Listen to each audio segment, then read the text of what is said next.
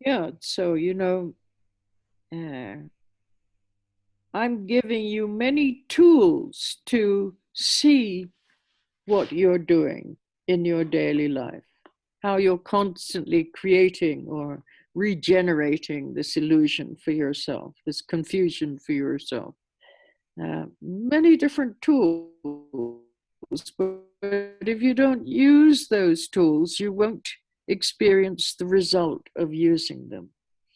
And this is the same as the doctor. Many times you hear this analogy. You go to the doctor and you say, "Doctor, doctor, I'm so ill." And the doctor examines you and says, "Oh, you have this kind of disease. You need to take this kind of medicine. So every 4 hours, every 6 hours, da da da da da da." And then you go away and you don't take the medicine. And then the disease just continues or it gets worse. So, we have to decide whether we're actually going to work with our neurosis, our confusion, or not. As I've said many times, these teachings are not just to entertain you, they are tools that we need to use. Otherwise, very little transformation will take place, and we don't have much time to waste. We need to work with these habitual patterns that we have.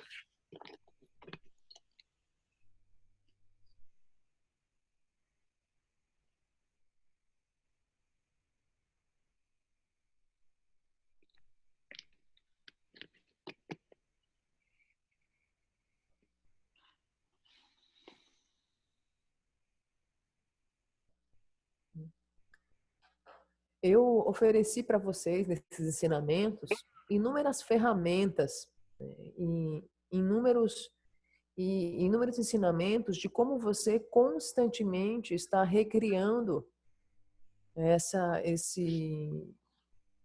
seu modo de ver confuso e distorcido com relação ao que quer que seja. Mas se você não usa essas ferramentas, você não vivencia os resultados benéficos dessas ferramentas. Eu, proferi para vocês inúmeras formas, inúmeras ferramentas para vermos com mais clareza e nos libertarmos desses hábitos e tendências neuróticos. E eu sempre uso a metáfora do se você não pratica, é como um paciente que vai ao médico, chega no médico, fala: doutor, eu tô tão doente, tô me sentindo tão mal. E aí o médico olha para ele, examina e prescreve: olha, você tem que tomar tais e tais medicamentos, esse você toma de 4 em 4 horas, esse você toma de 6 em 6 horas. E aí ele passa toda a prescrição, e aí você vai embora, não toma nada, não compra os remédios, não toma nenhuma pílula. E aí, quais são as consequências? Ou a doença continua, ou a doença fica pior. E é isso que nós fazemos quando nós temos essas ferramentas maravilhosas e nós não a utilizamos. Nós precisamos trabalhar com a nossa neurose. Nós precisamos decidir, nós queremos trabalhar com os nossos hábitos e tendências neuróticos ou não. E precisamos destacar que o que nós estamos fazendo aqui, nessas reuniões, não é um mero entretenimento, não é um mero passatempo. É algo extremamente profundo que transforma completamente as nossas vidas. Além disso, nós, como já mencionei anteriormente, não podemos achar que vamos usar essas ferramentas no futuro, quando as condições estiverem desse ou daquele modo. Porque nós não sabemos o tempo que nós temos. E talvez nós não tenhamos muito tempo. Então, nós temos que trabalhar com os nossos padrões habituais. Temos que trabalhar com os nossos hábitos e tendências neuróticos, aplicando essas ferramentas que aprendemos até então. Tonglen, a atitude do bebê e outras mais. Okay. Anybody else have something to share this week? Yeah, there is someone here that is saying that I feel sometimes I don't have the strength enough to put things in practice, and sometimes I am dominate for depressive feelings. Yeah, you know, it's a simple, yeah, it's as simple as breathing in and out. You don't think about breathing in and out, do you? You just breathe in and out. So here we're utilizing our breathing. And whenever we feel anything negative, doesn't matter what it is, immediately you breathe it in and you breathe out the opposite. You don't have to get involved. You don't have to put one thought together with another thought. You don't need to build on negative feelings, project the negative feelings. You just, as soon as you feel anything negative at all, breathe it in and breathe out the opposite. And you're training your mind. Of course, it's not going to be easy in the beginning because of our habits. Our habits are usually the opposite of what we're doing here. We get lost in our negative feelings. So now we're trying to take responsibility for our negative feelings, not project them outwards onto people or things, but take responsibility. And as soon as we see, okay, now, you know, I'm fabricating something negative, breathe it in and breathe out the opposite quickly without thinking about it. And then you don't get lost. But if you don't train, the habits are strong.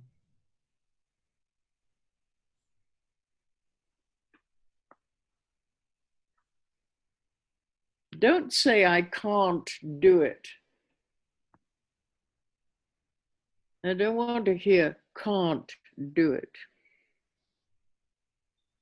You can do it. You just have to get familiar with doing it. Yeah?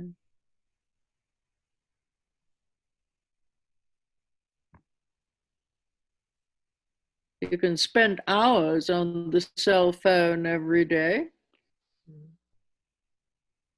Yeah, Facebook or Twitter or whatever it is, you know, hours on the internet looking up things and getting lost in the phenomena of what is appearing on the internet. But you can't just use your natural breathing process to develop your mind, to liberate your mind. You can. You're just very attached to your present habits. But these present habits are poisonous. They don't bring positive results. They bring more and more negative results.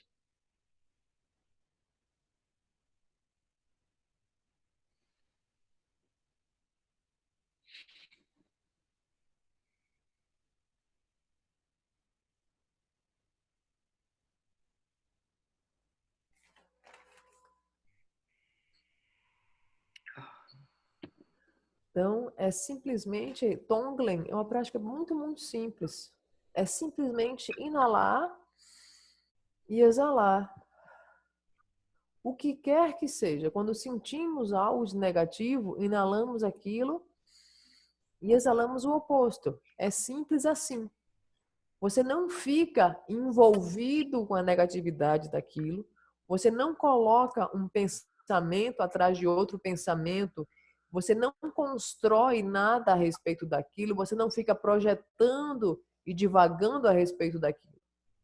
Você simplesmente está treinando a sua mente. E não é fácil, porque no primeiro momento nós estamos completamente viciados nos nossos velhos hábitos. E é de ficarmos perdidos com o que quer que seja. Além disso, Tonglen também nos ajuda a nós tomarmos a responsabilidade pelo que sentimos e pensamos. E não meramente projetar essa responsabilidade no outro. Ah, eu estou sofrendo por causa daquela pessoa, eu estou sofrendo por causa daquela situação, estou sofrendo por causa do meu trabalho, estou sofrendo por causa de algo externo a nós. Com o Tonglen, nós tomamos a responsabilidade. Porque nada mais é do que nossa projeção. Então, eu com uma prática de Tonglen, eu sei que eu estou fabricando algo negativo. Então, você simplesmente inala o negativo e exala o positivo. Sem fabricar nada ali, sem criar nada em cima daquilo. Porque desse modo, você simplesmente inalando o negativo e exalando o positivo, você não fica perdido, delirando no que quer que seja. Só que é preciso compreender que esse hábito que nós temos de ficarmos perdidos e delirando, isso é um hábito muito forte. Você não pode dizer, não diga eu não posso fazer Tonglen, não diga eu não posso praticar. Você pode fazer, você pode praticar. Você só tem que ficar familiarizado com a prática. Fazer a prática mais e mais vezes por dia. Se nós formos sinceros com nós mesmos, quantas horas nós passamos desperdiçando o nosso tempo de vida e divagando no celular, na internet? Quantas horas nós ficamos perdidos na internet, no Facebook, no Twitter, no Instagram, no WhatsApp, né, em tantos outros, em tantas outras redes sociais? Se você pode ficar tanto tempo delirando e desperdiçando energia e tempo de vida no celular e na internet, por que você não pode usar o seu tempo para aquilo que realmente importa? Por que você não pode usar o seu tempo para liberar a sua mente dos hábitos e tendências neuróticos? Você pode. O que acontece é que você só está apegado aos hábitos presentes. Só que esses hábitos presentes, eles nada mais são do que venenos. Eles são venenosos. Eles não trazem resultado positivo algum. Eles só traem resultado negativo.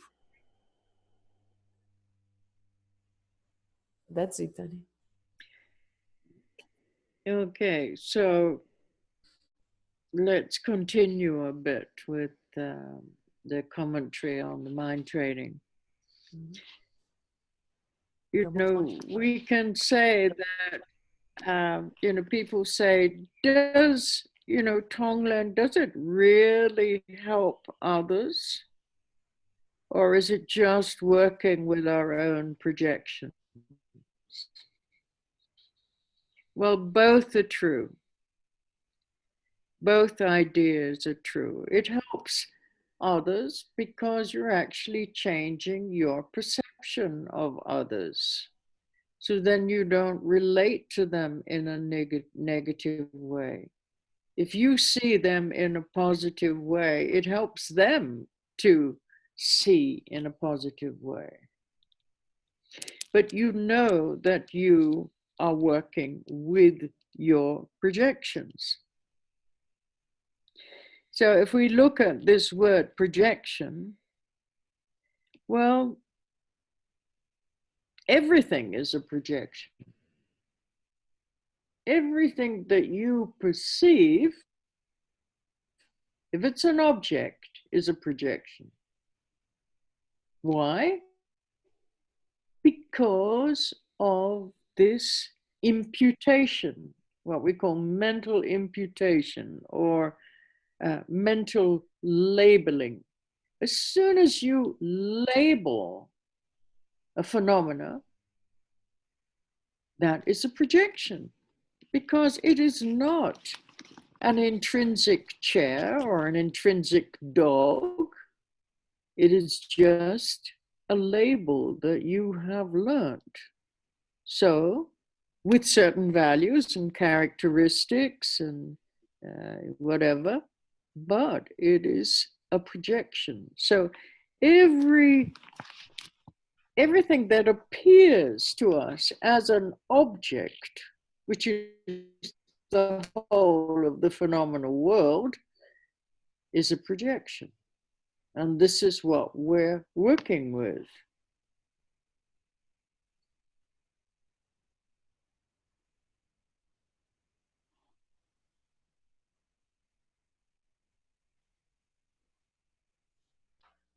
Então, pode surgir uma... Somehow we wait. Somehow we kind of despise illusion.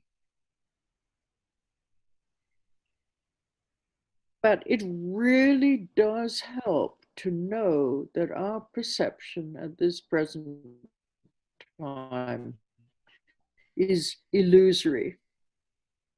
That is the real projection.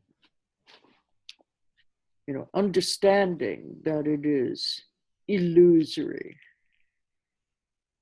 Understanding that that movie on that screen cannot appear, those images cannot appear on that screen unless the projector is turned on. As soon as you turn the projector off, then the appearances on that screen also disappear.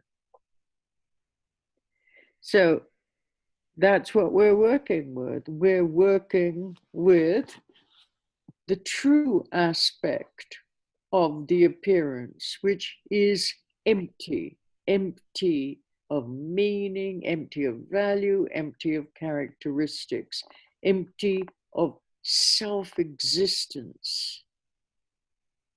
So what we're perceiving actually is empty appearances on an empty screen. But we don't see these appearances as empty. When you look around you now, look around you in your room, wherever you are, and you do not see these appearances as empty. What you perceive is things, objects.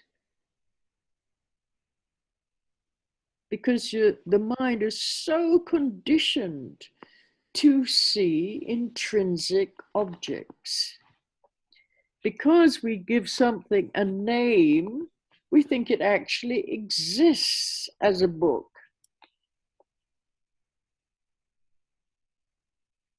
Or a shelf, or a computer, or whatever we're perceived. Yeah? It actually exists as that object, which is just a label that we've learned. A label that depends on many causes and conditions coming together at a certain time.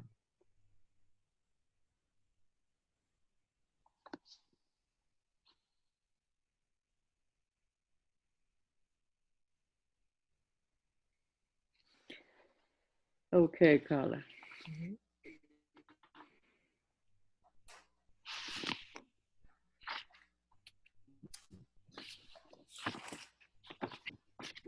Nós podemos nos questionar.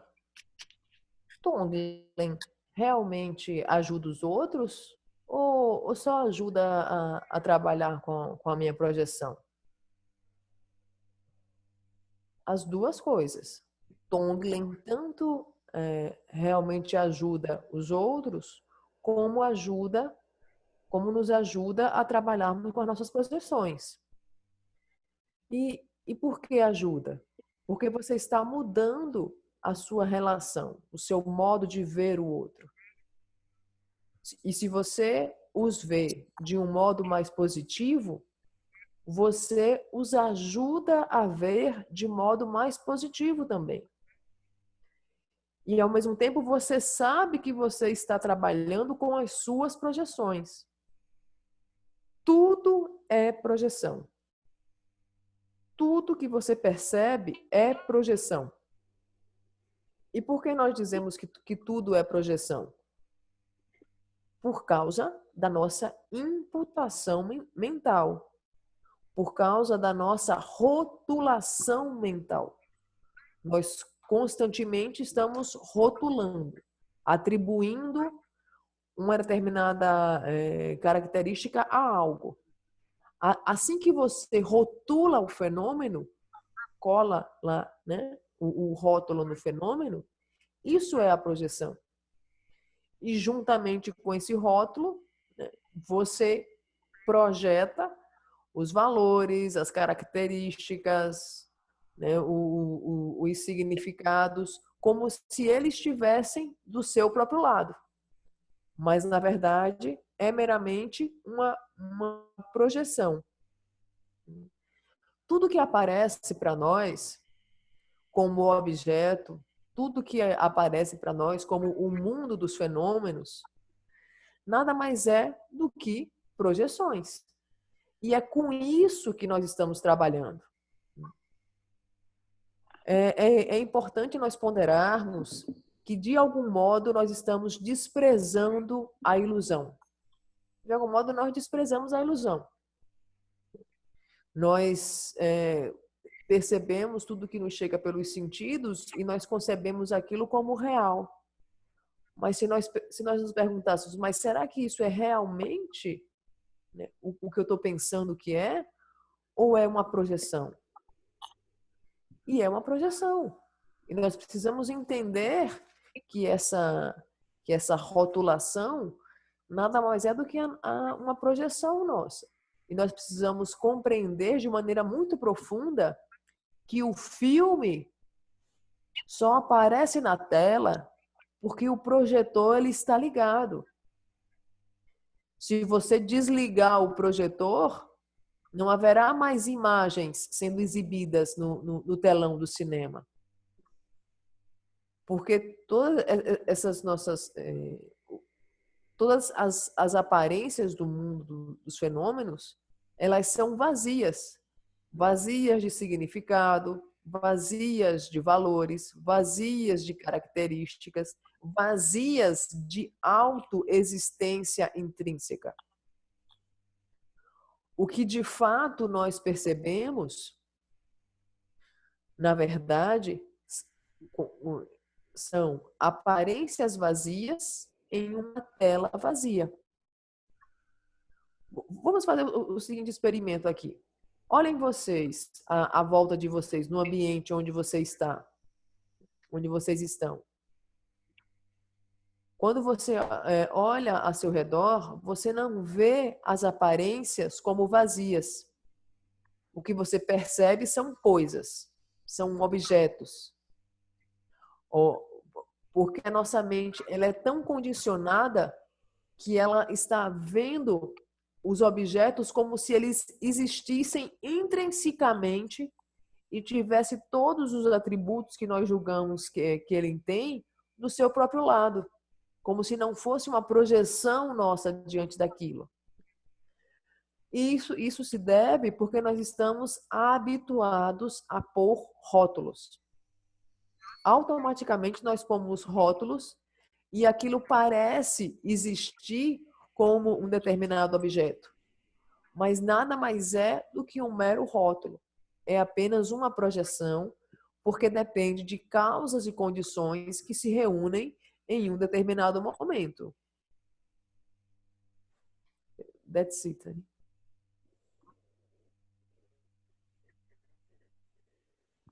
Okay, let's look at this a bit more deeply. How does this practice help? Now, this is a very big question. So let's look at it in different ways. Now, previously, I talked about a glass of water. Yeah, a glass of water or a cup of water. Mm-hmm. Now, I look at this cup and you look at this cup and you think that we both see one and the same cup. In fact, your idea of this cup of water is actually your own idea, isn't it? How do you see this?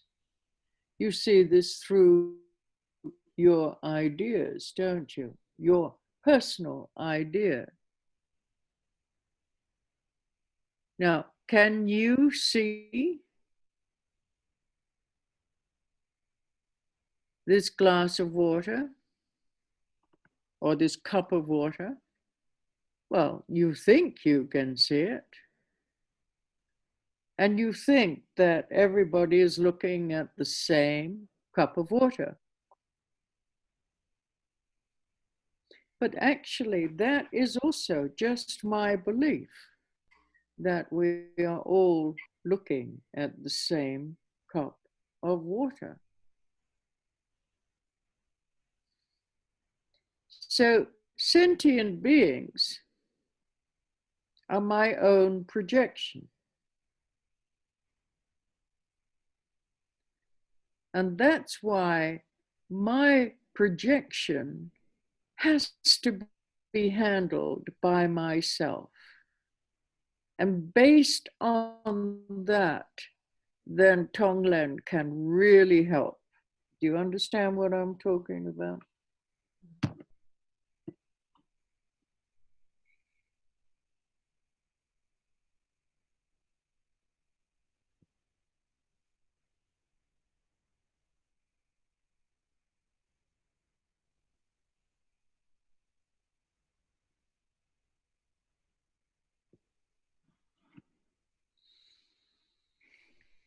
Vamos analisar mais profundamente. Como é que Tonglen ajuda? Como é que essa prática pode nos ajudar? Vamos ver de diferentes modos. Previamente, eu falei com vocês a respeito de uma caneca de água. Então, eu vejo essa caneca de água. E quando estamos diante de uma caneca de água, nós supomos que os demais que estão essa mesma caneca estão vendo do mesmo modo que nós vemos. Só que, na verdade, a sua visão da caneca é apenas a sua ideia. Você a vê através das suas ideias pessoais. E você acha que pode ver a caneca de água desse certo modo, e você acha que todos os demais veem do mesmo modo que você vê a caneca. E que todos estão vendo a mesma caneca de água. E como o modo como eu vejo é meramente a minha projeção, e se é a minha projeção, ela pode ser moldada por mim. Eu posso trabalhar com essa projeção. E como é uma criação minha, eu posso aplicar Tonglen nela. E é assim que Tonglen pode ajudar.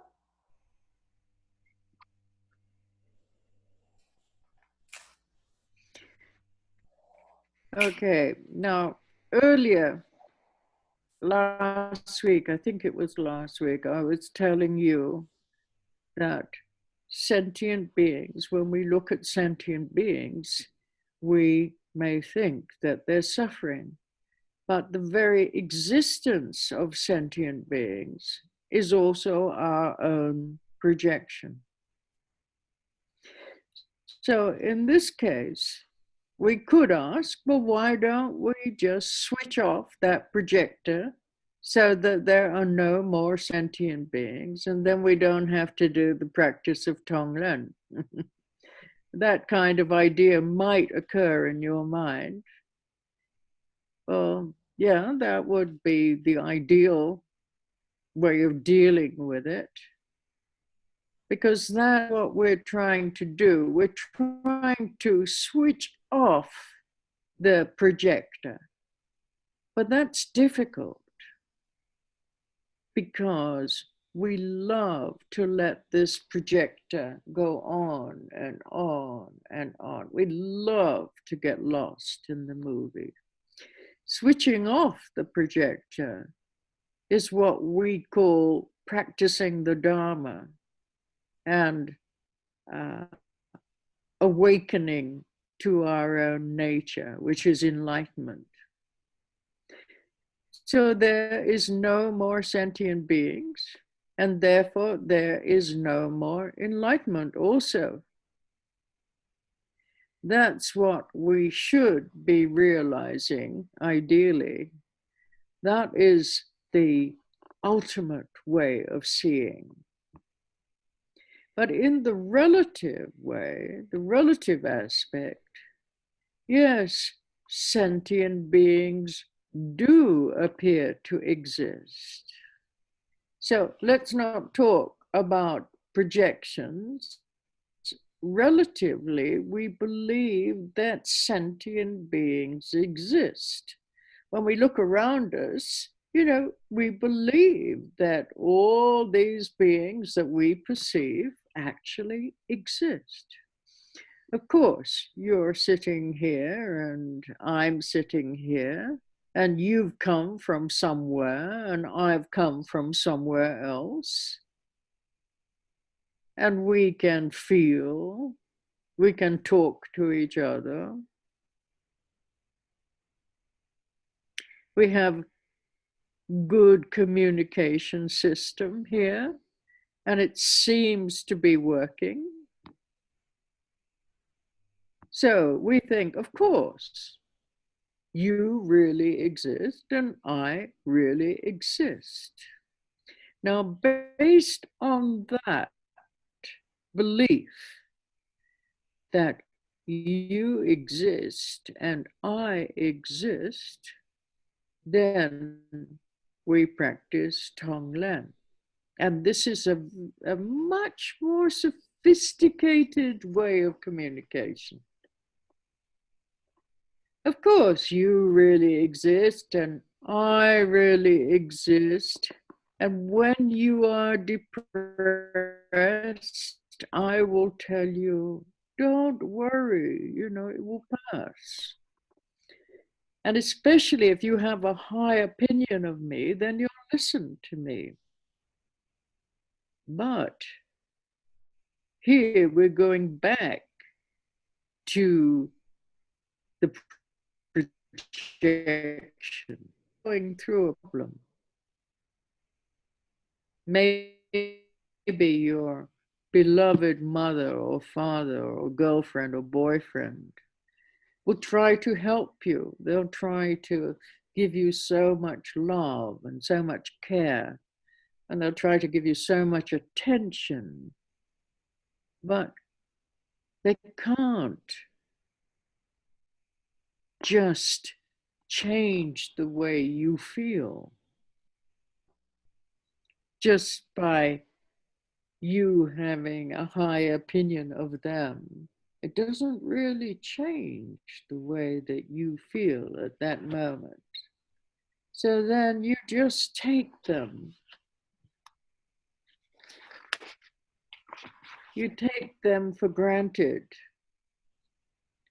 They are just your normal parents. And sometimes they even irritate you. Somehow, with your strange karmic life and some strange karmic past, then you will think that this man or this woman can help you with your problem.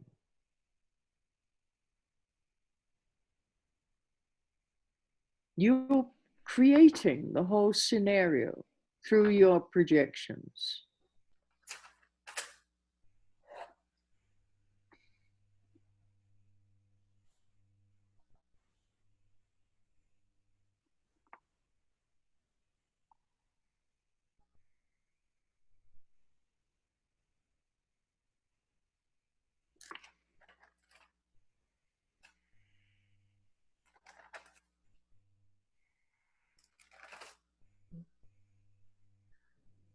Quando nós falamos anteriormente, né, em outros encontros, a respeito dos seres sencientes, que os seres sencientes sofrem, e o modo como nós vemos esses seres sencientes, isso é a nossa projeção. E nós podemos nos indagar, né? Esse tipo de ideia pode surgir na sua mente, né? Se na verdade tudo é ilusão, então não existe seres sencientes, na verdade. Porém, o que ocorre é que nós não estamos vendo o projetor. E o nosso trabalho aqui é nós desligarmos o projetor. Mas nós não queremos desligar o projetor porque nós amamos esse projetor. Nós amamos ficar perdidos e delirantes nessas projeções. E quando nós buscamos desligar esse projetor, isso significa praticar o Dharma. Isso significa despertar para a nossa verdadeira natureza. Isso significa iluminação. Mas, do mesmo modo, se não há seres sencientes, não há iluminação. E esse é o modo de ver último, o modo de ver definitivo. Mas falando do modo de ver relativo, os seres sencientes, eles parecem existir. E porque eles parecem existir, há a iluminação. Você está sentado aqui, né? Você está aqui diante de mim, nesse grupo. Você veio de algum lugar, eu vim de algum lugar. Você pode sentir, você pode falar com os outros. Nós aqui temos um bom sistema de comunicação que parece funcionar muito bem. E é baseado nesse modo de ver relativo, é baseado na crença de que eu existo e de que você existe, que aí podemos praticar Tonglen, que é um modo muito mais sofisticado de comunicação. Alguém poderia falar com você se você estivesse passando por um determinado sofrimento. Não se preocupe, isso vai passar. E aí, se você entra num determinado problema, alguém, um ente querido, um ente amado, ou seu pai, ou sua mãe, ou seu namorado, sua namorada, eles procuram influenciar na sua vida, eles procuram te dar amor, te dar suporte, só que eles não conseguem mudar o modo como você sente.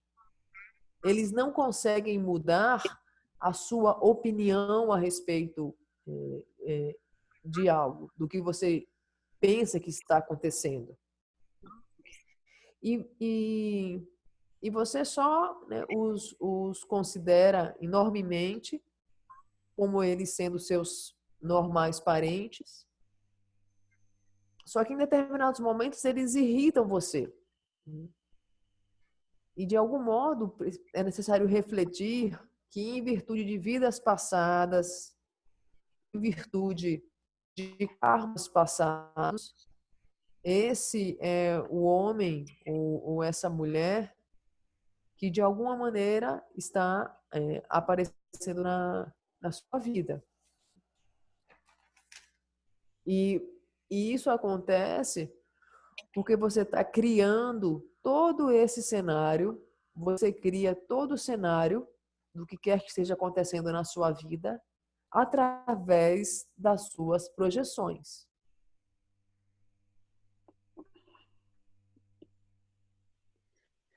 Yeah, it's hard to believe, isn't it? You know, you're all, you know, all of you who are meeting me here on Zoom, you're coming from all different areas of Brazil, and some of you are coming from different countries, you know, and maybe, you know, I completely ignore you I don't even talk to you when you come to this meeting. Yet somehow you might feel that you're blessed by these teachings. So based on this, I think that Tonglen actually works. I wonder if you understand what I'm talking about. Anybody understand what I'm talking about here?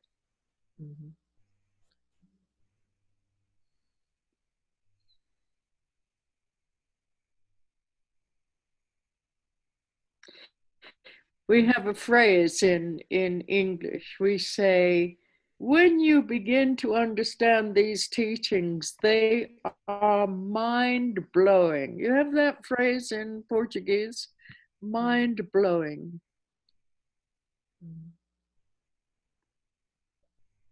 They blow your mind. That means they explode all your concepts about things.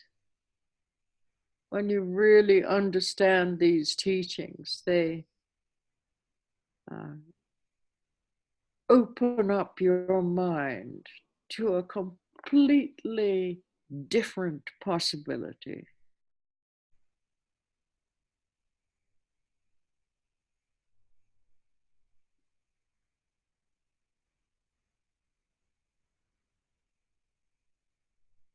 How wonderfully precious the Dharma is.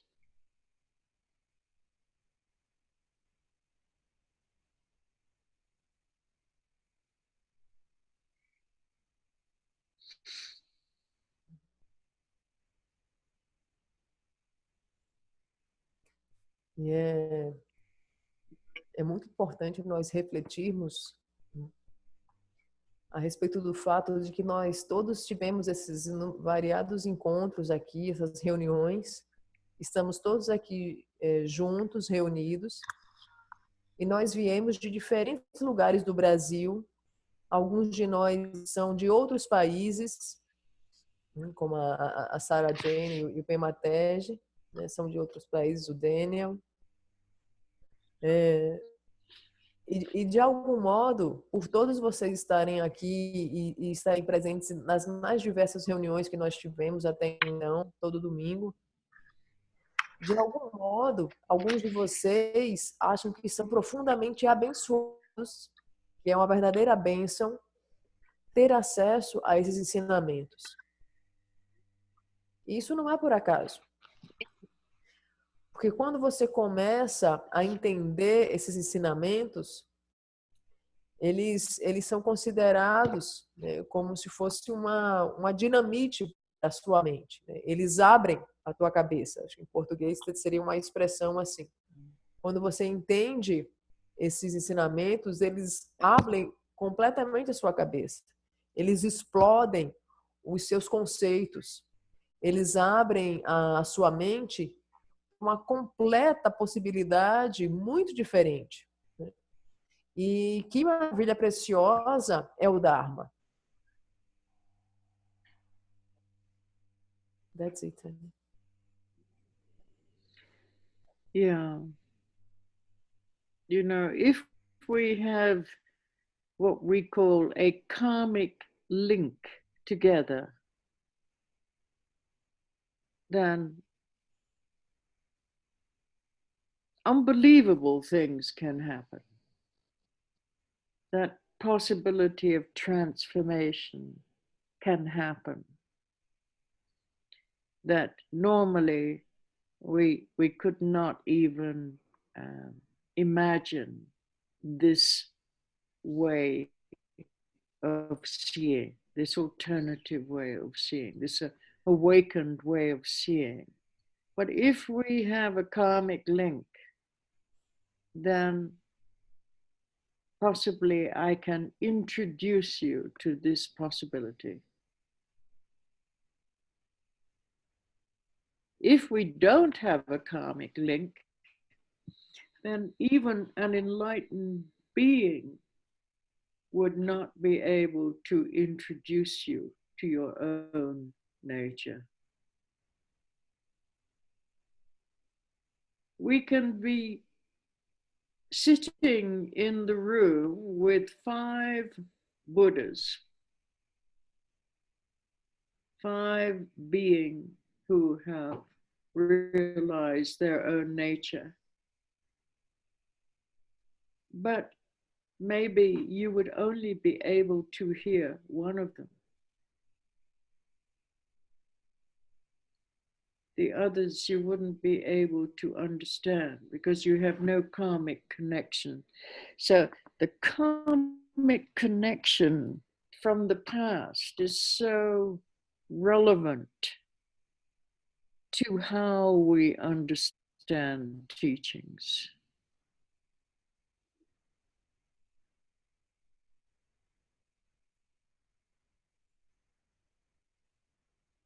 That's really important to consider, this karmic connection.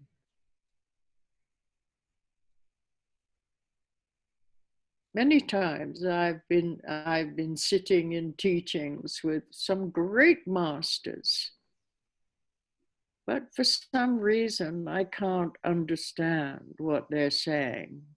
And yet another teacher may come in and teach the same thing,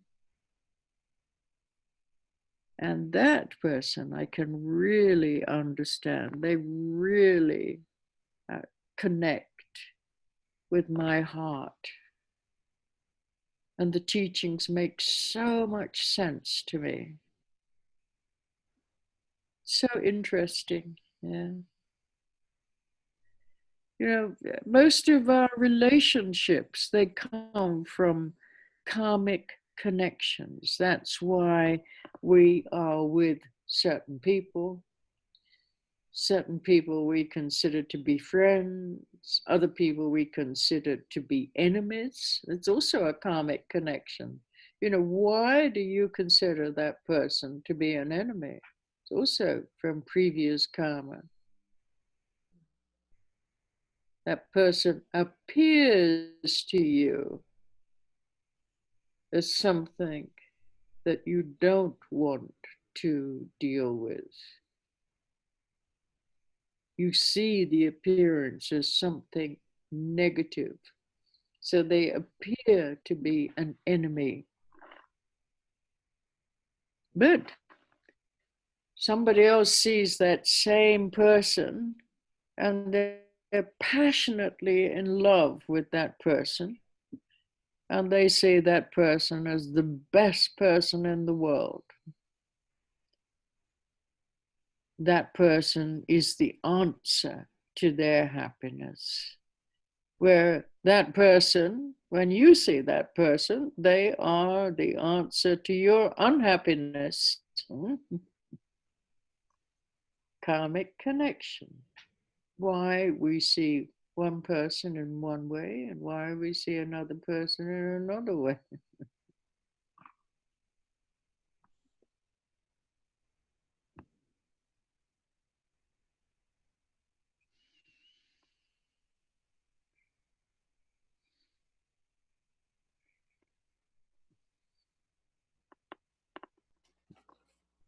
Nós precisamos refletir a respeito de conexão kármica. Se todos nós aqui não tivéssemos uma conexão kármica, né, todos nós aqui reunidos, se nós não tivéssemos essa conexão kármica, provavelmente essa reunião não iria acontecer. Né? E coisas extremamente importantes e transformadoras podem acontecer advindas dessa conexão kármica. Transformações inimagináveis podem ocorrer em virtude dessa conexão kármica. Eu posso introduzir para vocês essas possibilidades. Mas se não houver um vínculo kármico, se não houver uma conexão kármica, mesmo um ser extremamente iluminado, ele não consegue transmitir o ensinamento dele para a gente. Nós poderíamos, por exemplo, estar sentados em uma sala e você poderia estar sentado numa sala com 5 Budas, com 5 seres que alcançaram a iluminação, 5 seres que realizaram a sua verdadeira natureza. E embora houvesse 5 seres iluminados, você só seria capaz de entender um deles. Porque você não teria conexão kármica com os outros 4. Conexão kármica é algo muito relevante e ela influencia diretamente como nós podemos receber e compreender os ensinamentos. Algumas vezes eu mesma ouvia determinados ensinamentos de determinados mestres e eu não conseguia entender aquilo. E pouco tempo depois chegava um outro mestre, um outro professor, que explicava aquele mesmo tema, e aí os ensinamentos que ele proferia conectava com o meu coração de uma maneira tão direta, tão intensa, a minha compreensão era tão plena a respeito daquilo que ele ensinava,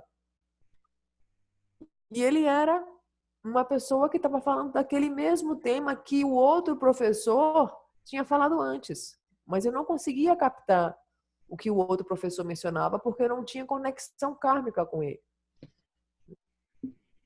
E se nós refletíssemos a respeito dos nossos relacionamentos, nós poderíamos observar que todos os nossos relacionamentos, eles advêm de certas conexões kármicas.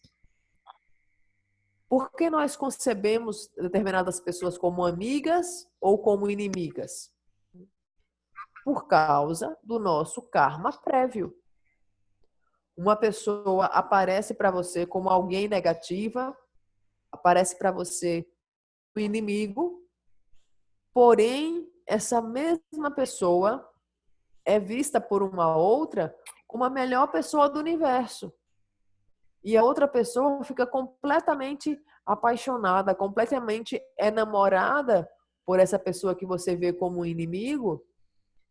E a pessoa olha para o que você julga ser seu inimigo e ela é completamente apaixonada e vê aquela pessoa como a causa da felicidade dela. Enquanto você vê a mesma pessoa a causa da sua infelicidade. Por que vemos uma pessoa de um certo modo, por vezes como amigo, e por que vemos outras pessoas como inimigos? That's it, Annie. Yeah. Now, karma is so important. It's quite incredible when we begin to understand karma. The Buddha said the most profound teaching in the whole of the Buddhist philosophy is karma. And you cannot understand karma until you are fully enlightened, until you go beyond karma. It's impossible to understand, so profound. So we should thank our karma all the time. You know, it's not just our master or our teacher that's given us so much. Of course, we thank our teacher, but we should also thank our own karma for letting us have the merit to be able to understand the teachings.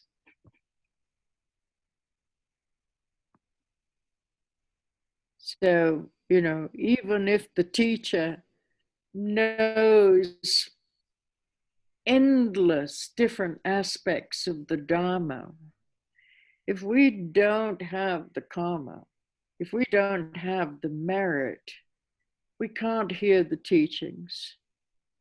We will misinterpret the teachings, or we just won't be able to hear the teachings. We'll miss whole sections of the teachings.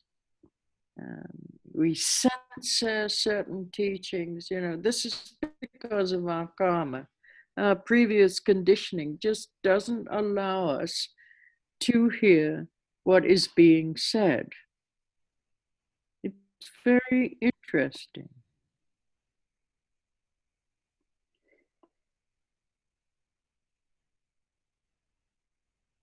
So I was saying last week, I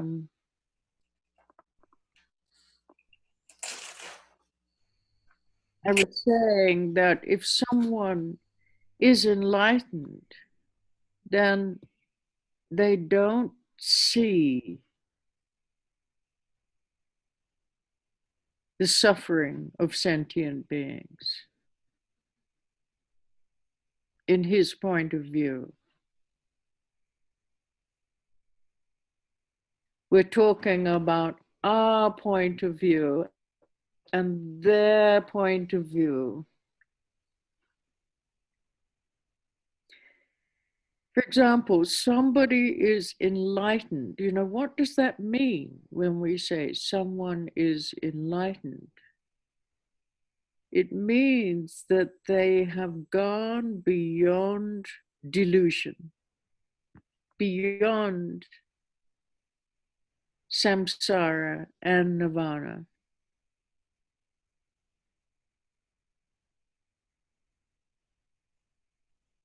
So then how? How do they see? Do they see nirvana as something beautiful and samsara as something ugly?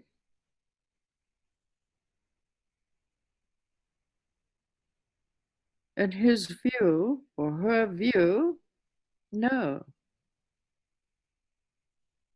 You can only have samsara if you have nirvana. You can only have nirvana appear these two different states of mind. They can't appear to exist. They're totally relative.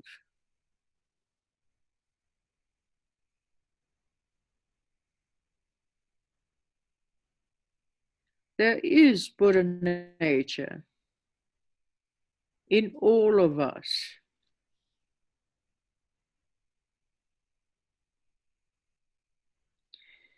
And it can manifest in different ways.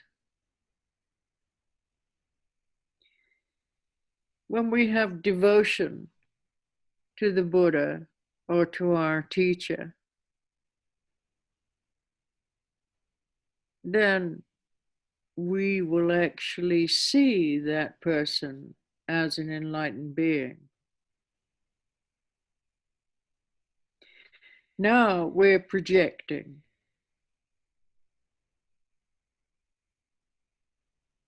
Whatever we perceive, it is our projection.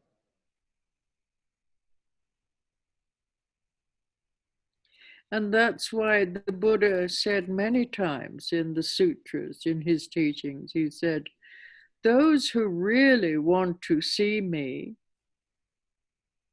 the reality of me, those who see me or hear me as a sound, a form, or a feeling, they all have the wrong idea. They have not seen me. So that's what the Buddha said. If you think the Buddha is the form or the sound or the feeling,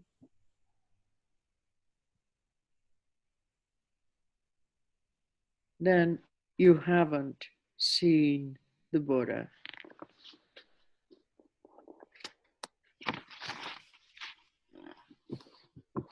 He was talking to one of his disciples about ultimate truth. But relatively speaking, yes, the Buddha Shakyamuni was born into a royal family, and he had a son whose name was Shuddhana.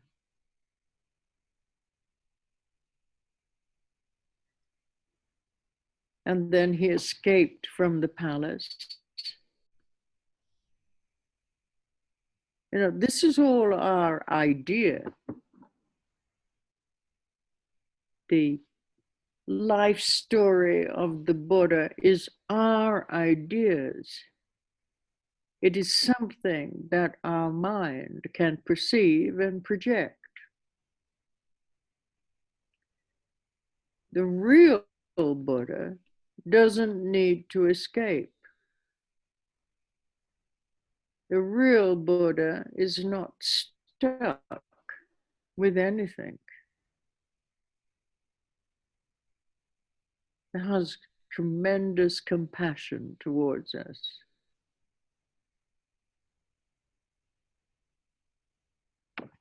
This is our delusion. He has compassion towards you. You pray to him. Then you get closer and closer and closer. And one day you're so close to him that you realize that this has all been your projection. And then you get rid of him. And that is the time that your Buddha nature reveals itself and you become enlightened.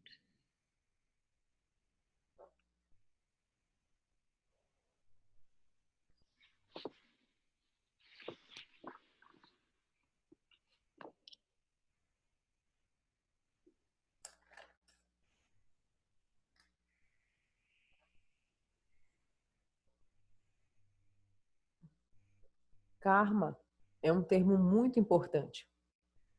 É o tema mais profundo da filosofia budista. Não se pode, se diz na filosofia budista, que não se pode entender o karma até que você se torne iluminado da maneira mais profunda.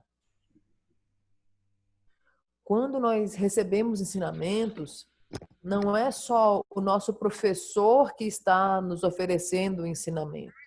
Não é apenas o lama que está oferecendo os seus ensinamentos. Nós devemos agradecer ao nosso karma. Nós devemos agradecer ao nosso karma, porque se nós não tivéssemos karma, se nós não tivéssemos o mérito, nós não receberíamos o ensinamento. Além disso, é preciso ponderar que o mérito, né, e o karma, eles são profundamente importantes. Porque se nós não tivermos o mérito e o karma devidos, nós receberemos um ensinamento e nós vamos interpretar de modo errado. Ou, se nós não tivermos o mérito, nós vamos perder certos fragmentos dos ensinamentos. Porque o nosso condicionamento prévio, o nosso karma prévio, não nos permite compreender o que foi dito. Na semana passada, quando nós estávamos falando a respeito dos seres sencientes, o iluminado, ele não vê os sofrimentos dos seres sencientes do seu ponto de vista. Nós estamos falando do nosso ponto de vista e do ponto de vista do outro. O que significa ser iluminado? O que significa iluminação? Ser iluminado significa que eles foram além da delusão, além do delírio, que eles foram além do samsara e nirvana. E como é que os seres iluminados veem? Eles veem o nirvana como algo bonito? Ou eles veem o samsara como algo feio? Eles não veem assim. Porque você só pode ter o nirvana se tiver o samsara. Eles aparecem como nirvana e samsara, aparecem como estados da mente. Eles aparentam existir, mas eles são totalmente relativos. É importante considerar que existe a natureza de Buda em cada um de nós. E essa natureza de Buda, ela se manifesta de diferentes modos. Quando nós vemos um mestre, como quando nós vemos Buda, nós podemos olhar essa pessoa como um ser iluminado. Porque, na verdade, nós estamos projetando o que nós consideramos ser um ser iluminado. Buda mencionava aqueles que realmente querem me ver, aqueles que realmente julgam estar vendo a realidade de mim, aqueles que julgam que estão me vendo, estão me ouvindo, estão vendo a minha forma, ouvindo os sons, tendo determinados sentimentos. Aqueles que pensam que vem em Buda, na verdade, ele não viu Buda. Quando se fala de verdade absoluta, nós refletimos a respeito de Buda Shakyamuni, que Buda Shakyamuni nasceu numa família real, que ele teve um filho chamado Sudana, que ele escapou do palácio. Isso é apenas uma ideia que podemos perceber e projetar. Porque o verdadeiro Buda, ele não precisa escapar. E é uma verdadeira compaixão, uma tremenda compaixão, né, do Buda escapar para vir em direção a nós. Ele tinha compaixão por você. E quando você faz orações para o Buda e você fica cada vez mais e mais perto do Buda, chega num ponto que você vê que ele é apenas uma projeção. E que aí você tem que se livrar desse Buda. E aí você se torna iluminado. That's it, Annie. Yeah. So we still have another small section of this teaching to be able to complete the next time we meet. But I'm wondering, did any of you have any ideas about what kind of teachings might be useful for you after we complete this teaching? Mm-hmm. There is so much in this teaching to practice. Mm-hmm. Mm-hmm. Yes. Some people wrote in the group, Annie, I will tell you. Então, Annie está mencionando que nós ainda temos uma pequena parte desse ensinamento do treinamento da mente, né? Para falarmos ainda no próximo encontro. E ela gostaria de saber de vocês, né, quais são os temas que vocês julgam interessantes, que nós poderíamos continuar a respeito da finalização, né, após esse estudo do treinamento da mente. Quais são os temas? Some people saying about falar sobre como ajudar as pessoas dentro desses ensinamentos, técnicas que nos auxiliem a ajudar as pessoas, yoga dos sonhos, como desenvolver práticas para desenvolvermos lucidez quando estivermos sonhando.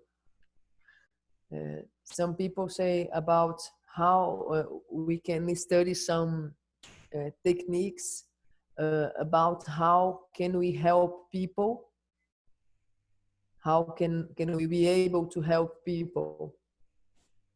And another topic is about dream yoga practice. How can we be lucid during the dreams? Yeah, first of all, we have to be lucid during the awake state. You know, it's no good me teaching the dream yoga when you're not using the appearances of the awake state. First of all, you have to have more confidence in seeing the waking appearances as illusory. Then it's much easier to do dream yoga. Because both is a dream, the awake state and the sleep state. Both is a dream.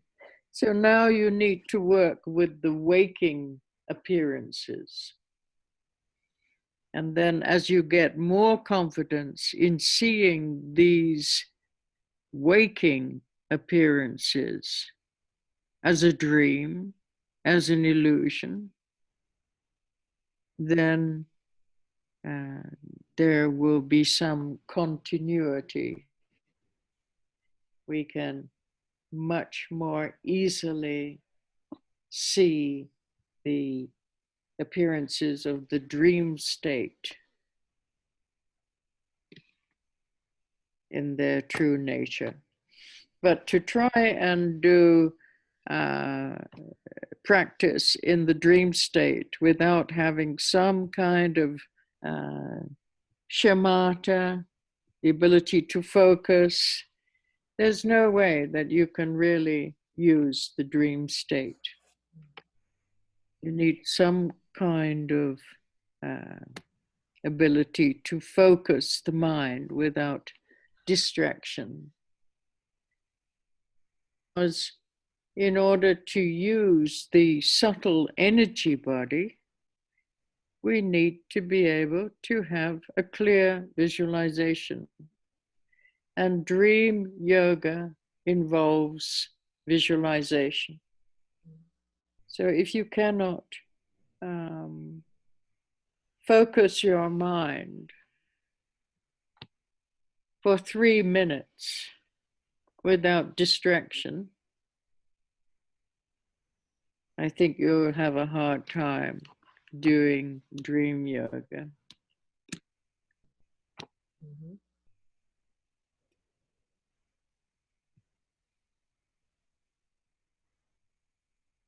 The energy is so agitated now. If you look at your mental processes, you're just jumping from one object to the next.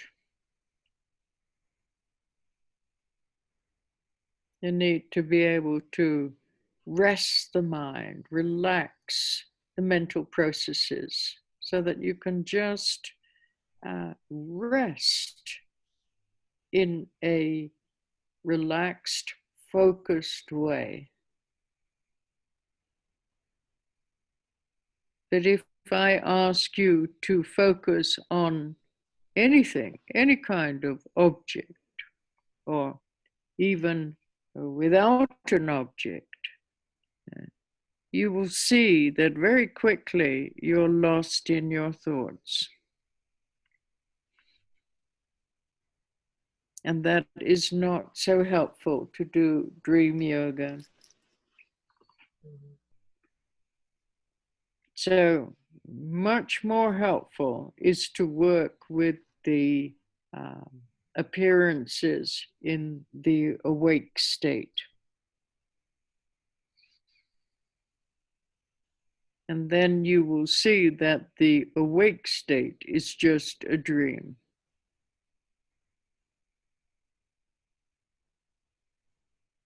Not much difference between the awake state and the dream state. They're all dreams, all illusory.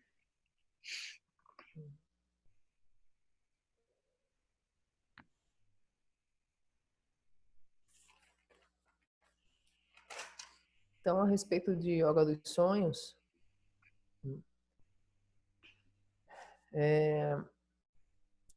em princípio, o yoga dos sonhos não seria um ensinamento muito útil no momento, né? Porque para que nós pudéssemos praticar yoga dos sonhos, né, o André sugeriu o tema, é preciso primeiro nós desenvolvermos lucidez no período de vigília.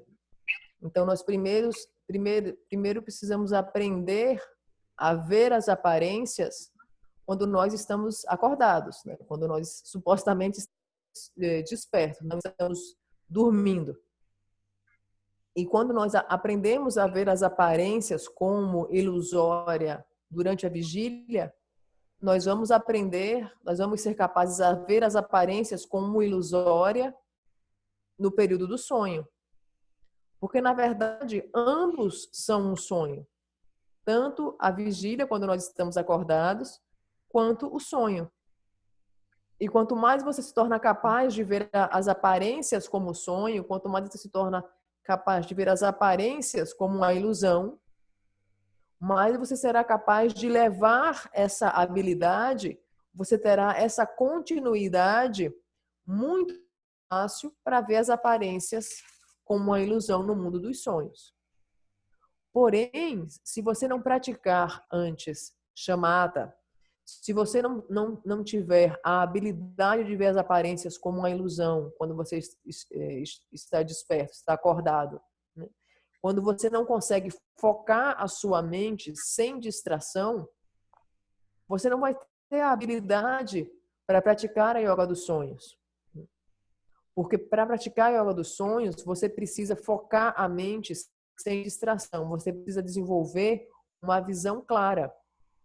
E se atualmente nós não conseguimos nos concentrar nem por 3 minutos, fica difícil praticar a yoga dos sonhos. Porque atualmente a nossa energia está tão agitada, nós estamos sempre correndo de um lado para o outro. A sua mente está sempre correndo de um lado para outro. Você não consegue relaxar de modo concentrado. Você está sempre se ocupando com 1 bilhão de coisas, né? E está sempre a sua mente extremamente agitada e você não consegue focar. Você não consegue priorizar o que é realmente importante. De maneira que, como você não consegue focar, você não consegue se concentrar relaxadamente, que é a prática de shamatha, como você não consegue fazer isso, a prática de yoga dos sonhos fica limitada. Mas a partir do momento que você consegue focar no objeto, que você consegue se concentrar, né, ter essa atenção plena, você consegue ver claramente quando você está começando a se perder nos seus pensamentos. Você se torna muito mais hábil, de maneira que é muito mais útil, vai ajudar você muito mais a você se dedicar a ver as aparências no momento em que você está na vigília. E a partir do momento que você desenvolve essa habilidade, de que você pode ver que as aparências aqui na vigília são um sonho, você vai se tornar mais e mais capaz de ver naturalmente as aparências como um sonho no momento do sonho. Então, no momento, não considero que a prática de yoga do sonho seja muito útil nesse momento atual. Another theme, Annie, is a review for the 7th mind training points and teachings about practice to be more detached. How can we keep more motivated to deal with our daily activities when there is no attachment to the objects, situations, and people? How can we rescue our motivation to practice and to keep in the path when it happened some bad moments and we detain our life into depression? It's about detachment. Yeah, you know, this teaching on the 7-point mind training, virtually it gives you everything that you need to practice right now. You have ultimate bodhicitta, you have relative bodhicitta, you have Tonglen. You know, all these practices are really helpful to deal with the challenges that arise in our daily life.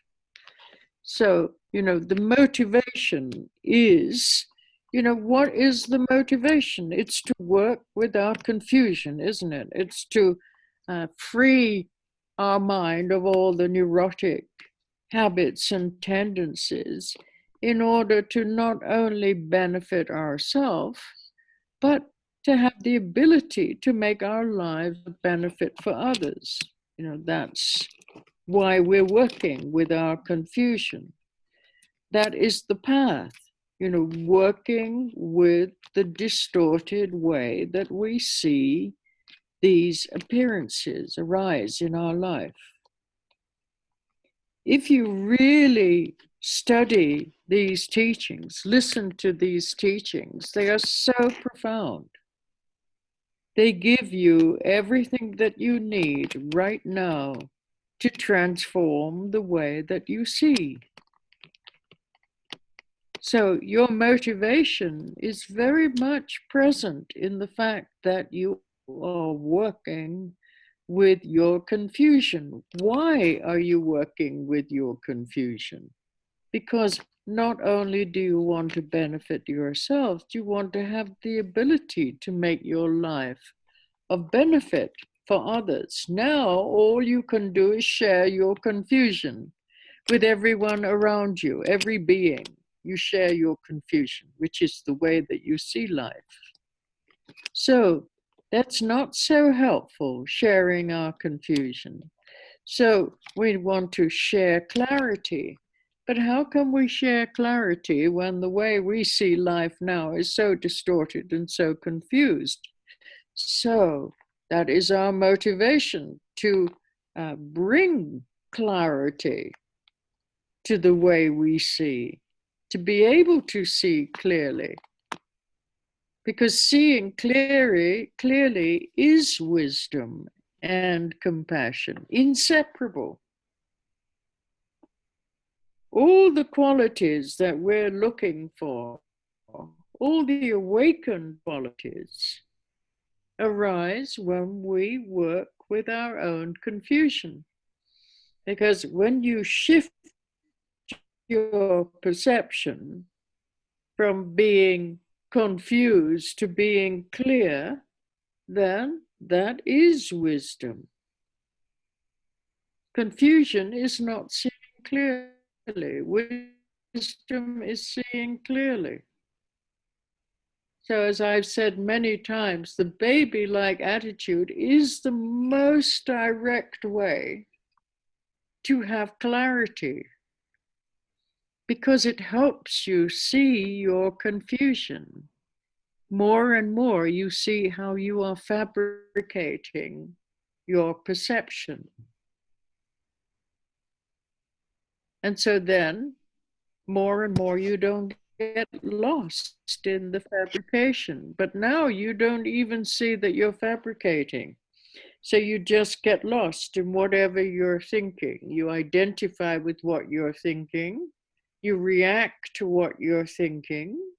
And that creates all the emotions, all the ups and the downs, because as soon as you see something, you identify with it as being a certain way. So this is what we're talking about. You know, this every moment there is a fork in the path. So you have to have confidence, you know, that you don't want to generate more and more confusion. Then you understand why clarity is so important.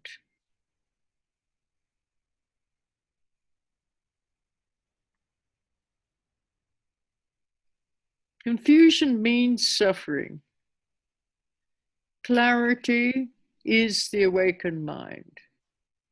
It is wisdom and compassion, inseparable.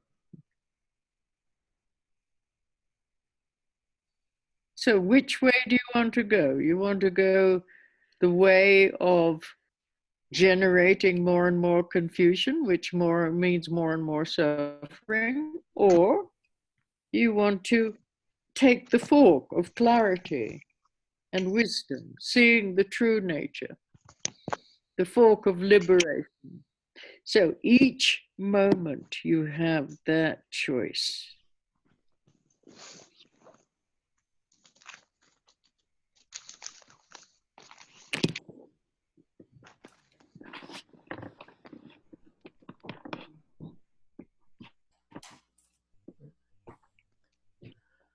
É importante salientar que todos os ensinamentos que nós tivemos até aqui, todos eles, Bodhicitta relativa, Bodhicitta absoluta, Tonglen, a atitude do bebê, todos eles ajudam a ver o nosso modo confuso de ver. Eles ajudam a ver a maneira distorcida como nós percebemos o mundo dos fenômenos e as aparências. E eles nos ajudam a trabalhar com a nossa confusão, a nos liberar dos hábitos e tendências neuróticos, não apenas para nos beneficiar, mas para fazer a nossa vida um benefício para os demais. E essa é a nossa motivação. É isso que nos impulsiona, é isso que nos eleva. E esse é o caminho. Nós vamos trabalhar com esse modo distorcido de como nós vemos as aparências e através das ferramentas que vamos utilizar, nós seremos capazes de transformar esse modo de ver.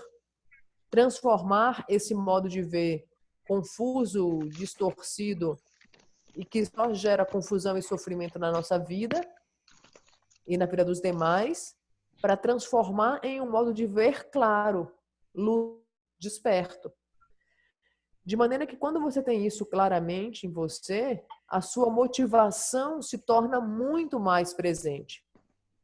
Porque você compreende que você está trabalhando com a sua confusão para você se liberar de todos os seus hábitos e tendências neuróticos e desse modo você vai tanto beneficiar a si mesmo como beneficiar os demais. Você vai ser capaz de tornar a sua vida um grande benefício para todos os seres. Hoje, o que é que você faz? Hoje, você só compartilha a sua confusão. E isso não ajuda nada, isso não muda nada, isso só cria mais sofrimento, dor e conflito. Nós temos que só compartilhar confusão. Nós podemos compartilhar clareza, lucidez. Porque ver claramente é sabedoria. E todas essas qualidades despertas, ela vem da nossa confusão. Essa confusão se torna clareza. Quando ela se torna clareza, ela é sabedoria. E a atitude do bebê é o modo mais direto de ver claramente. Mais e mais, quanto mais e mais você aplica a atitude do bebê, mais você percebe que você está fabricando. E mais você é capaz de estar livre da sua fabricação. Se você não aplica a atitude do bebê, o que acontece? Você nem percebe o que você está fabricando. Você meramente projeta algo, se identifica com aquilo, você reage diante do que você está pensando, você cria sentimentos com relação àquilo que você está pensando e você cria todos os altos e baixos na sua vida. É sobre isso que estamos falando. Em cada momento, há uma bifurcação no caminho. Você vai querer gerar mais e mais confusão e conflito e sofrimento, ou você vai querer seguir a trilha que vai te permitir essa clareza? Você não quer gerar mais confusão. E aí você entende por que a clareza é tão importante. Confusão é sofrimento. Clareza é a mente desperta. É compaixão e sabedoria inseparáveis. Quando você diz que em cada momento há uma bifurcação, você tem capacidade de escolha, porque existe uma escolha em cada momento. Ou você vai seguir pelo caminho que só gera confusão e conflito em virtude dos seus hábitos e tendências neuróticos, e essa repetição constante de estarmos fazendo a mesma coisa, que só gera mais confusão, mais conflito, mais discórdia, mais sofrimento, ou a gente escolhe a outra trilha, o outro caminho, que é o caminho da clareza, o caminho da sabedoria, o caminho de ver a nossa verdadeira natureza, de ver a nossa verdadeira natureza e de ver a verdadeira natureza dos fenômenos. É o caminho da liberação. O que é que nós queremos? Então, existe escolha. Não temos que reproduzir o mesmo padrão que reproduzimos até o momento. Em cada momento há uma bifurcação. Qual é o caminho que nós queremos trilhar? That's it, Sunny. Okay, you know, we're over and over again since, I don't know, like I can't even remember when I began to use this expression, but I keep saying to you, what we're doing here is we're working with the path of appearances. I can't imagine how many times I've repeated myself. The path of appearances. What does it mean? What does that mean? The path of appearances. So it means, you know, whatever is arising to your consciousness, whether it's a sound or a feeling or a smell or a taste or a thought, whatever it is, that is your path. That's what you're working with. How you see all these changing phenomena when they appear to you a certain way. Now, if we look, you know, if we talk about, we use an expression in Buddhism, we talk about bardo, and we can divide our life and our death process into 6 bardos, which is an intermediary state. Now, you're asking me to teach how to have lucid dreams. And the lucid dream state is also a bardo. It's also working with appearances, the appearances that arise in the dream state. Now, in order to be able to work with the dream state, you need to be able to work with the awake state.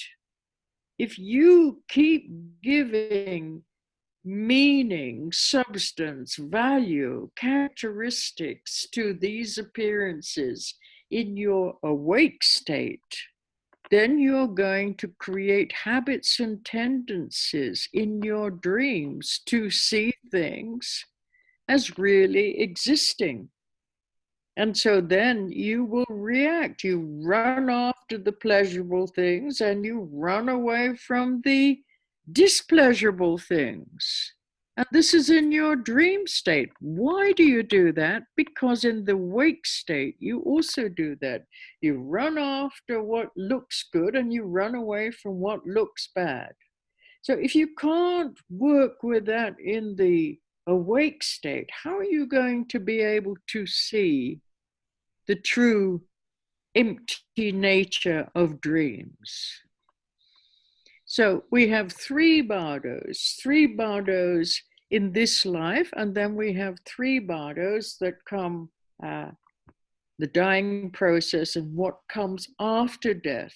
And it's all about working with changing appearances, all about seeing the empty, the true empty nature of the appearance. And whether you call it the awake state, whether you call it the dream state, whether you call it the state of meditation, whether you call it the dying process, whether you call it, the bardo that comes after that, or the bardo of becoming, the bardo of Dhamata, or the bardo of becoming, which is the process of taking your next rebirth. It's all working with appearances. It's all about seeing the empty nature of whatever is arising to consciousness in any given moment, whether you call it life, whether you call it dream, whether you call it death, or whether you call it after death. It's the same process. So much easier to start with the awake state, this life now, how we see the world around us now. This is where we need to begin. Don't try to do something more sophisticated until you have confidence in the empty nature of this life's appearances now. You're going to get lost if you try to do something more complex when you can't see the true nature of what's arising right now. So, this is I'm giving you teachings that you don't need a special place. You don't need a special position. You just need to keep observing these appearances that are rising to your consciousness, and observe how you give meaning, value, content, characteristics, and believe that they actually exist out there the way you think they do. That's what you need to work with. If you really sincerely want to be free, you need to work with this. Sorry, there's no way around it.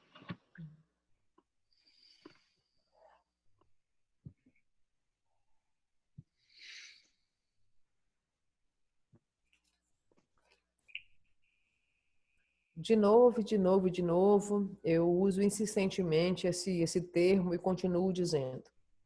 Nós estamos trabalhando com o caminho das aparências. E o que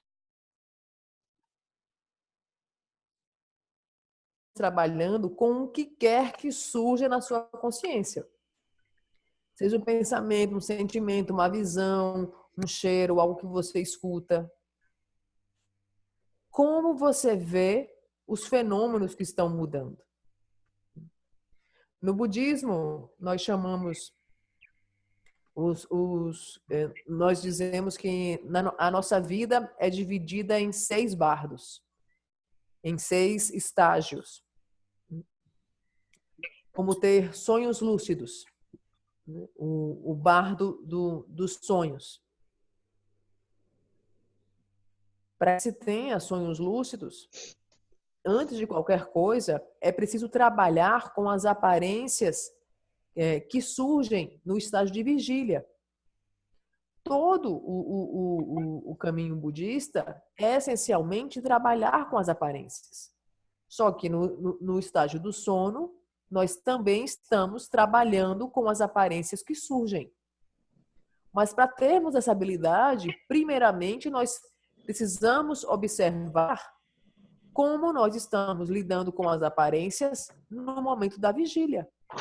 Como nós estamos compelidos por esses hábitos e tendências que nos fazem constantemente, independentemente da aparência que surge, nós imediatamente atribuímos significados, substâncias, valores, características, como se elas existissem do seu próprio lado.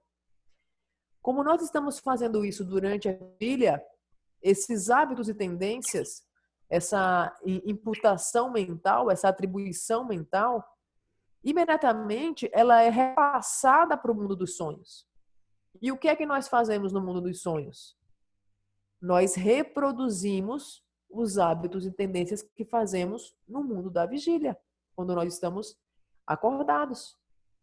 Nós, diante das aparências que surgem nos sonhos, nós atribuímos para aquela significado, substâncias, valores e características do seu próprio lado. Nós imediatamente reagimos àquelas aparências e corremos atrás daquilo que nós pensamos que vai nos trazer certo prazer e fugimos daquilo que parece que vai nos causar um certo desconforto. De maneira que, se você não tem a habilidade para trabalhar as aparências na vigília, enquanto você estiver acordado, você não vai ter a capacidade de trabalhar com a vacuidade das aparências no mundo dos sonhos. E quando nós falamos dos bardos, nós falamos de 6 bardos. O bardo dessa vida, o bardo dos sonhos, o bardo da meditação, o bardo do processo de morte, o bardo do processo após a morte, o bardo do vir a ser e o bardo do renascimento. Todo o caminho diz respeito a trabalhar com as aparências. É a verdadeira natureza vazia das aparências. É sobre ver em cada momento. De maneira que o que nós estamos fazendo, né, nesses ensinamentos é compreender que, em primeiro lugar, nós estamos começando a trabalhar com essa vida de agora, com o bardo dessa vida, de como nós vemos o mundo dos fenômenos à nossa volta. De maneira que não é recomendado fazer algo mais sofisticado, mais complexos, como o yoga dos sonhos, quando você não pode ter a base. E esses ensinamentos, eles são profundamente aplicados e têm um resultado muito visível. E eles são extremamente simples, porque você não precisa de nada sofisticado, elaborado. Você não precisa visualizar coisas suntuosas. Você não precisa de uma posição especial. Você não precisa de um momento Y que você tem que fazer uma ritualística determinada. Essas técnicas, essas ferramentas, dizem respeito a apenas observar as aparências que surgem.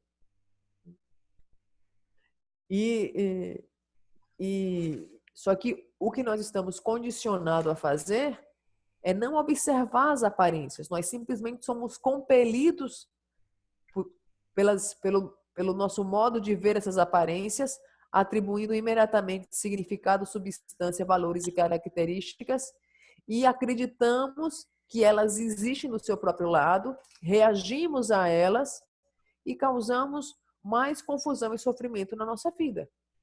Nós temos que nos questionar, né? Eu realmente quero ser livre? Porque se você realmente quiser ser livre, você deve trabalhar com as aparências e aplicar essas ferramentas aqui e agora, no bardo dessa vida. Enquanto você estiver desperto, estiver acordado. That's it. You just look now. Look at, when we're dreaming, we can categorize most of our dreams. If we ever are aware of our dreams, we will say they're either good dreams or bad dreams. Yeah, that's how we usually talk about our dreams. Oh, that was an interesting dream. Oh, that was a terrible dream. It was really frightening. Oh, that was a wonderful dream. I met my teacher. I did this. I went there. Now, but generally, if you look at the dreams, we don't want to wake up from what we consider to be the good dreams. We only want to wake up from what we consider to be the bad dreams. In order to be awake, we have to wake up from both. We have to wake up for what appears to be a positive appearance and what appears to be a negative appearance. We have to equally see the empty nature of all appearances. It doesn't matter what it is to be, we have to see its true empty nature. And we have to become familiar with this. This is why we need to keep applying the baby-like attitude again, again, again, until it's just natural to liberate the appearance. One does not get involved with the process of projecting or fabricating. The baby-like attitude just liberates it, illuminates the process of solidifying through fabrication. And we need to get so familiar with that. If we can do that, then that will follow on in the dream state. We'll be able to use dreams also. We'll have more lucidity in dreams. If we can do that, then we will also be able to rest more in the true nature of the appearances in meditation. If we can do that, then we will see the dying process as an opportunity to realize our true nature.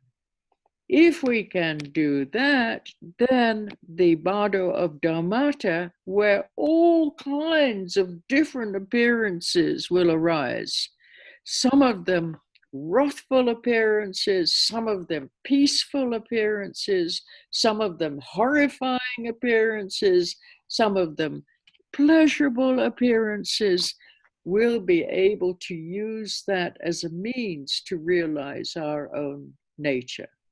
And then the bardo of becoming will be able to use that in a controlled way to control our rebirth so that we have a positive rebirth. We take on a form that we can continue to benefit others in our future lives. It all works together, but we need to start now. Don't make excuses. I can't do this. I can't do that. Yeah, that you how are you ever going to work with the dream state when you can't work with whatever is arising right now? You're fooling yourself.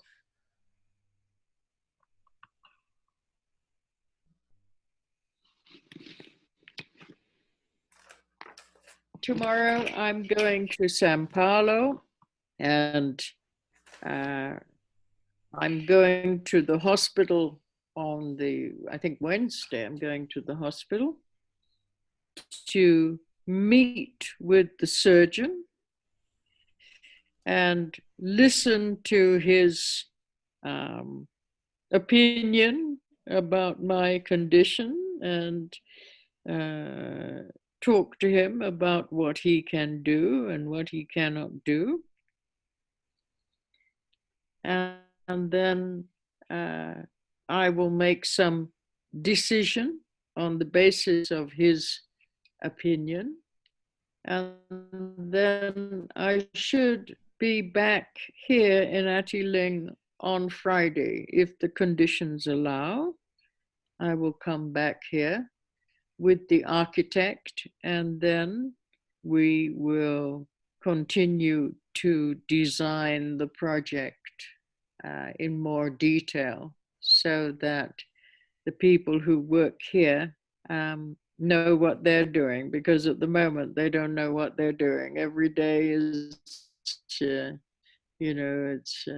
it's a completely new day. They never know what they're going to be doing each day. So hopefully everybody will have more clarity in the work that needs to be done here. And here in Alagoa next week, for those of you who are interested, is the Cheese Festival. Alagoa's Cheese Festival. So that's a great occasion here in Alagoa, because this is really the main industry of this town is cheese, Parmesan cheese. And so they're having a big festival with competitions, who makes the best cheese, and lots of people, everywhere is full, all the posadas are full, and they will have music and all kinds of things. So this is I think, one of the most popular festivals here in Alagoa is the Cheese Festival. So if you like cheese and you don't mind cold weather, then come and visit, yes. But if you come and visit, bring lots of clothes with you, lots of sweaters and hats. See, hats. I'm getting ready, you know, time. I put on so many clothes to go to bed because it gets so cold here at night. So, love to you all. And if conditions allow, we will meet next week. We'll see. And then we'll talk more about what kind of teachings might be useful. Thank you, Carla, for your translation, my love. Thank you. And I will try and, yeah, I know, I will try and contact you during the week, Carla, to work on the book. All right. Ok. Ok. Né? Então, olhe agora, observe agora, quando nós estamos sonhando, quando supostamente estamos, né, conscientes nos sonhos, nós consideramos que nós temos sonhos interessantes e pesadelos. E geralmente o que acontece? Nós não queremos acordar dos sonhos bons, mas nós queremos acordar desesperadamente dos sonhos ruins, dos pesadelos. Para nós estarmos realmente despertos, nós devemos querer acordar de ambos, tanto, né, dos sonhos ruins como dos pesadelos. Nós devemos ver a verdadeira natureza vazia de todas as aparências que surgem nos sonhos bons e nos sonhos ruins. Por isso que é muito importante aplicar a atitude do bebê. Por isso nós precisamos da prática da atitude do bebê. Porque a prática do bebê nos permite tornar profundamente natural a liberação das aparências. Nós liberamos as aparências. Porque nós não estamos envolvidos nas projeções, na fabricação, na solidificação das aparências. E quanto mais nós praticamos a atitude do bebê durante a vigília, e quanto mais nós liberamos as aparências, nós seremos capazes de usar essa habilidade no mundo dos sonhos para termos a lucidez. E esse trabalho com as aparências, nós passamos por todos os bardos. Quanto mais nós somos capazes de repousar no bardo da meditação, mais nós seremos capazes de ver o processo da morte como uma oportunidade de nós realizarmos a nossa verdadeira natureza.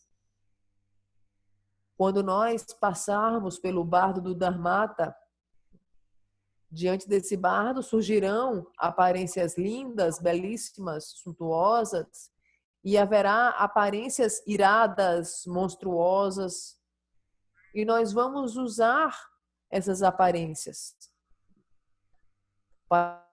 Vamos utilizá-las no processo do bardo, do vir a ser, para que nós sejamos capazes de controlar o nosso nascimento, o nosso renascimento, para que nós possamos renascer de um modo capaz de beneficiar os demais na nossa próxima vida. Então, o nosso caminho espiritual é trabalhar com as aparências. Mas tudo isso tem um passo.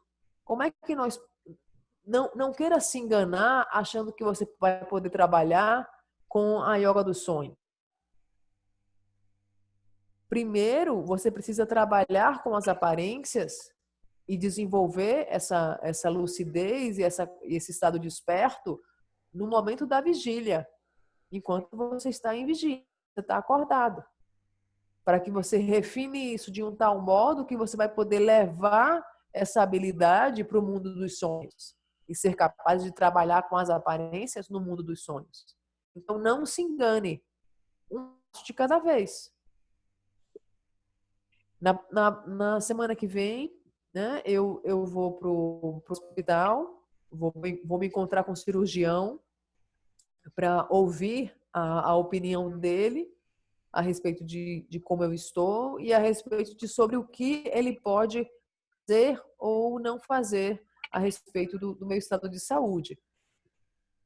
E baseada nas opiniões do cirurgião, eu vou eu vou ter que tomar algumas decisões.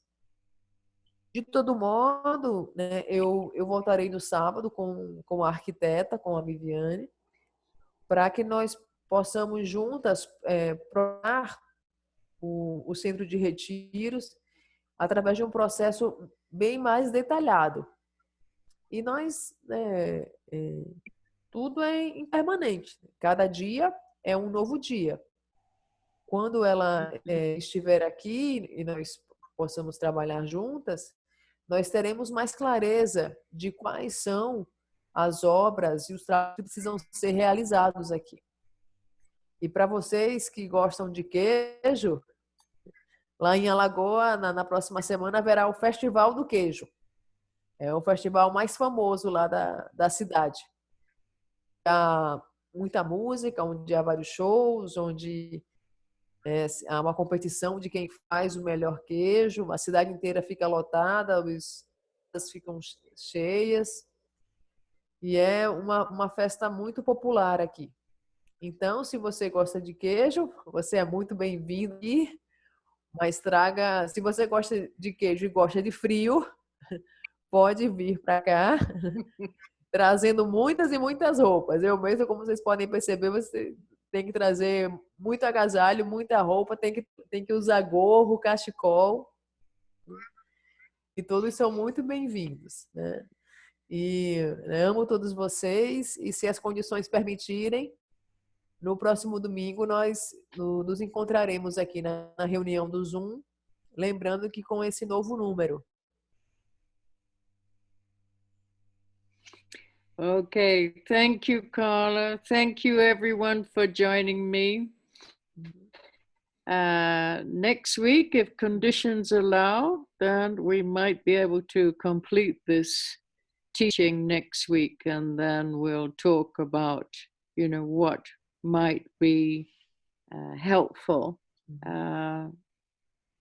what kind of teachings and practices might be helpful to support your path. But until then please continue with baby-like attitude. And when you cannot apply the baby-like attitude, then you know that you are fabricating. It's such a quick way to see, okay, this is my mind. This is the tendency of my mind to fabricate, to project. So you know very quickly that whatever you perceive at that moment is just an interpretation. It's just an illusion that you're creating. It's so helpful. You can play with an illusion. You can't play with reality. That's the way it is. If the phenomenal world that we perceive now real, we wouldn't be able to do anything.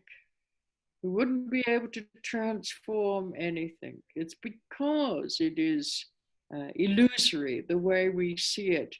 Then we can work with that illusion. We can transform that illusion. But we have to remind ourselves constantly, this is just an illusion. Yeah? This is not really the way it is. Yeah? So keep reminding yourself. All right, my lovelies. Boa noite to you all. Boa noite, Anne. Então, Boa noite, lembrem-se. Carla. Boa noite, todo mundo. Boa noite, querido. Então, Ciao. lembrem-se. Thank you, Carla. Tchau, boa Thank you, noite. thank you. Thank you, Thank you, Anne. Então, se as condições permitirem, estaremos aqui no próximo sábado, no próximo domingo. Lembrem-se, né, que no próximo domingo nós vamos continuar com esse questionamento que eu fiz para vocês. Peço que vocês reflitam e meditem um pouco a respeito do que será mais útil para que nós continuemos estudando. Quais são os tipos de ensinamentos e os tipos de práticas que mais proporcionarão um suporte, né, na vida de vocês. E continuem praticando a atitude do bebê. Quando você não aplica a atitude do bebê, você sabe que você está fabricando. Você sabe que você está simplesmente projetando. Essa é a minha mente e está projetando o que eu julgo que é supostamente a realidade. Porque o que quer que você veja é apenas uma interpretação. E quando você aplica a atitude do bebê, isso é algo maravilhoso, porque você pode brincar com a ilusão. Você pode brincar com a projeção. Você pode transformar essa ilusão. Porque se o mundo que você vê agora fosse o mundo real, se o que você está vendo agora fosse considerado como realidade, você não poderá. E isso é uma ótima notícia. Nós podemos mudar. E podemos mudar porque é uma ilusão. Nós podemos brincar com essa ilusão. Nós podemos transformar essa ilusão. Então, continuem se lembrando a si mesmos que tudo é apenas uma ilusão. Tudo é apenas uma aparência vazia numa tela vazia. Então, por gentileza, reflitam a respeito, né, de quais temas vocês consideram importantes, relevantes, que nós prossigamos os estudos, e nós conversaremos sobre isso no próximo domingo. Pessoal, essas anotações que vocês fizeram aqui no chat do Zoom, eu vou anotar para falar para a Anne, né, no próximo encontro. Some people wrote some ideas for studying at the Zoom group chat, and I'm going to write down them. And in next Sunday, we can talk about, and we can tell Annie how can we choose them. Ok? Então, queridos, linda semana para todos. Have a magical, beautiful week for everyone. And I hope see you soon. E eu espero ver vocês em breve.